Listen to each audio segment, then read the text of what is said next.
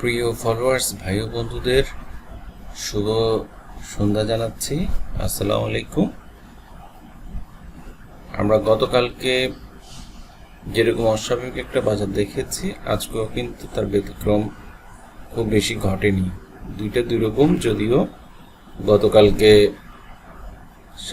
বাজার শুরুতেই অস্বাভাবিকভাবে পড়ে যায়, আজকেও কিন্তু একই রকম হয়েছিল। শুরুতেই প্রথম 5-7 মিনিটে কিন্তু 40 পয়েন্টসের মতো পড়ে যায়, এমনকি ধীরে ধীরে আমাদের মার্কেট রিভাইভ করে 62.82 পয়েন্টসে বাজার চলে আসে। 5413 পয়েন্টে বাজার এখন অবস্থান করছে, যেখানে আমরা 496 কোটি টাকার ট্রেড হতে দেখেছি, এমনকি অ্যাডভান্স 283-66টা ডিক্লাইন।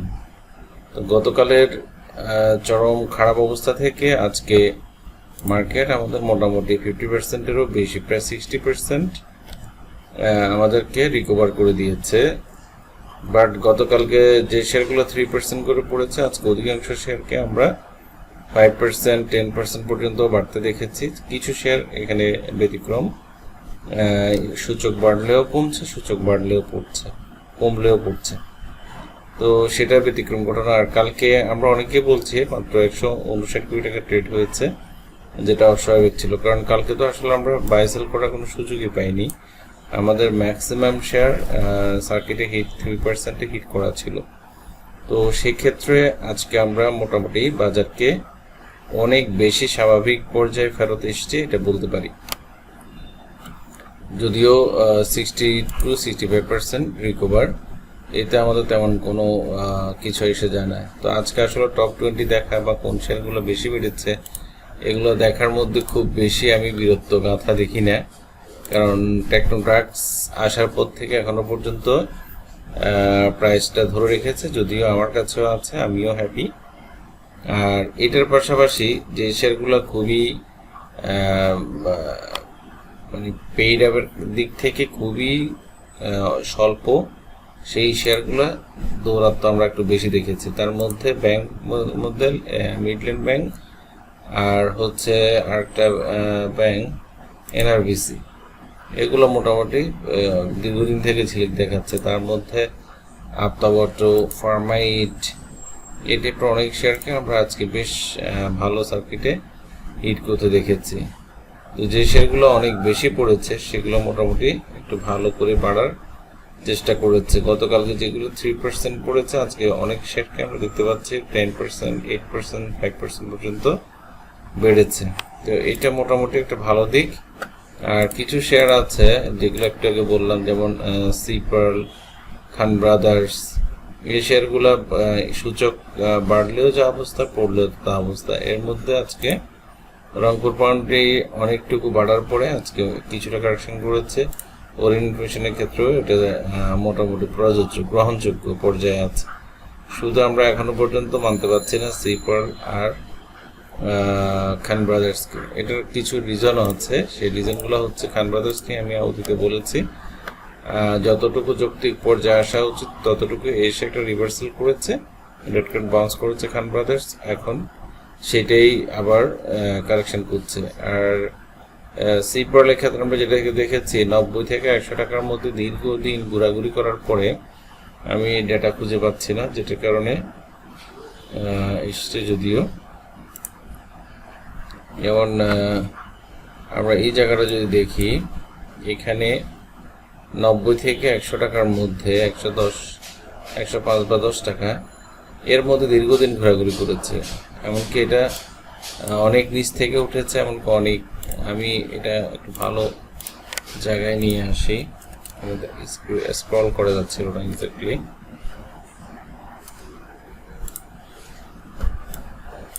এই চিত্রটা দেখলে আপনারা নিশ্চয়ই বুঝতে পারছেন একটা শেয়ারের মোটামুটি লাইফ সাইকেল আছে প্রতিটা শেয়ারেরই। এটা এখানে যেরকম লম্বা সময় জুড়ে একটা সাইড মুভমেন্ট ছিল, তারপরে দীর্ঘদিন বেড়েছে, উত্থানে গেছে।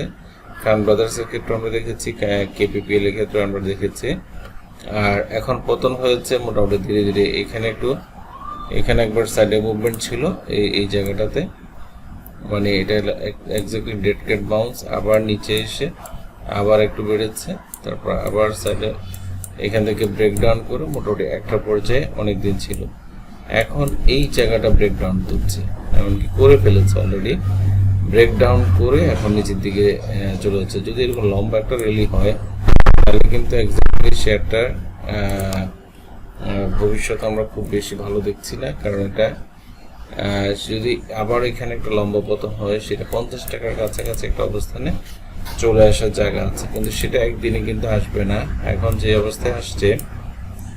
অবস্থায় এসছে ধরেন 77-78 টাকা, এই জায়গা থেকে মানে হালকা একটু 5-10 টাকা একবার বাড়বে, বেড়ে কিন্তু ফার্দার এখানে ধীরে ধীরে কারেকশন হয়ে নিচে চলে আসবে। কারণ হচ্ছে এটার RSI মান যেটা দেখেছি এটা 25 এর কাছাকাছি, 25 এ চলে আসছে। MACD তো কোনো অবস্থায় নেই, আর অন্যান্য ইন্ডিকেটর অনেক খারাপ। আর এখানে সবচেয়ে বড় ব্যাপার হচ্ছে আমাদের যে প্যাটার্ন আছে সেই প্যাটার্নটা 85 এ অলরেডি ব্রেকডাউন করেছে। তো এটা ব্রেকডাউন করার পরে আসলে এইসব শেয়ার আর অবশিষ্ট বলে তেমন কিছু থাকে না, সেখানে এরকম কারেকশনটা তো জরুরি। তো 85 থেকে 75 10 টাকার কারেকশনের পরে আবার যদি 10 টাকায় বাড়ে, তারপরে ধরুন এখান থেকে এই আসলো, আবার বাড়লো, আবার কিন্তু পরে এইসব জায়গায় চলে আসার সম্ভাবনা আছে। এটার ইন্টারনাল প্রবলেমগুলো আমি জানি না, তবে EPS খারাপ দেওয়ার কারণেই কিন্তু এই পজিশনটা তৈরি হয়েছে। এমনকি এটা 50 থেকে 60 টাকা অথবা 50 থেকে 60 টাকা, এই জায়গাটা হচ্ছে ওর যৌক্তিক একটা জায়গা। তো হয়তো ধীরে ধীরে 60 টাকার কাছাকাছি শেয়ারটা চলে আসার সম্ভাবনা আছে। তো আপনারা এই জায়গাগুলোতে সাবধান থাকবেন। আমি ইন্ডেক্স নিয়ে একটু বলি, কারণ আজকে সপ্তাহের শেষ দিন, আর হচ্ছে রবিবার থেকে মার্কেট কি অবস্থা ধারণ করে আমরা একটু দেখতে হবে, কারণ আজকের কন্টিনিউশনটা ধরে রাখাটা জরুরি। এমনকি আশা করছি আমি ধরে রাখবি, কারণ এখানে এটা হলো আওয়ারলি চার্টে আমরা যে ট্রেন্ড লাইন ড্র করেছি সেটা আজকে টাচ করে ক্লোজিংটা উপরে করেছে। উপরে বলতে এখানে একটা বিন্দু দেখা যাচ্ছে, সেটা আমাদের ডাউন ট্রেন্ড লাইনের উপরে। তো এটা একটা ভালো দিক। আর হচ্ছে এখানে আমি গতদিনই যখন H1 চার্ট নিয়ে আলাপ করি তখন কিন্তু একটা কথা বলেছিলাম, এটা একটা স্ট্রং সাপোর্ট,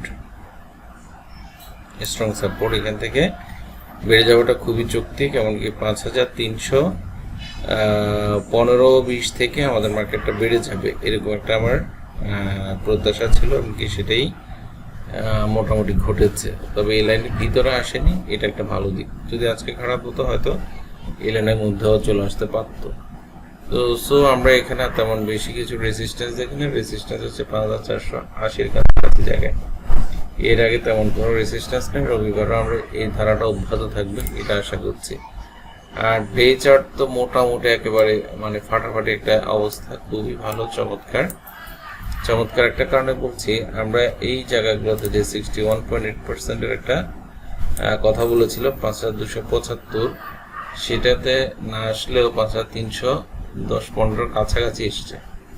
তো একেবারে যে মেপে সাপোর্ট জোনে চলে আসবে এরকম কোনো কথাবার্তা গ্যারান্টি নেই, কারণ হচ্ছে এটা আমরা সম্ভাব্যতা যাচাই করে কথাগুলো বলি। তো সেটার ক্ষেত্রে আজকে যতটুকু এসছে প্রথম 40 পয়েন্টস পড়ার পরে, তাহলে আমি ধরে নিব যে 61.8%-এর যে ক্রাইটেরিয়া সেটা ফিল আপ করেছিল, এমনকি আজকেই এটা রিকভার করবে এরকম প্রত্যাশা হয়তো ছিল না, কিন্তু চমৎকারভাবে ঘুরে গিয়ে আর একটা রেসিস্টেন্সে উপরে উঠে চলে যায়।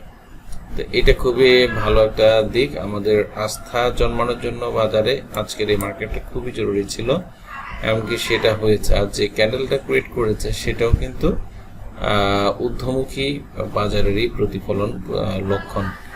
আর আমরা সার্বিক পরিস্থিতি দেশের যে কারফিউ অবস্থা সেটা হয়তো ধীরে ধীরে রবিবার পর্যন্ত শিথিল হয়ে যাবে। সেটা যদি শিথিলতা অবলম্বন করে তাহলে আমরা হয়তো একটা স্বাভাবিক বাজার ফিরে পাবো, এটা প্রত্যাশা করছি। আর বন্ধের সময় যদি খুব বেশি সময় পাই তাহলে হয়তো আপনাদেরকে শেয়ারগুলো নিয়ে একটু আলাপ আলোচনা করবো। আপাতত একটু ধন্যবাদ, সবাই ভালো থাকবেন।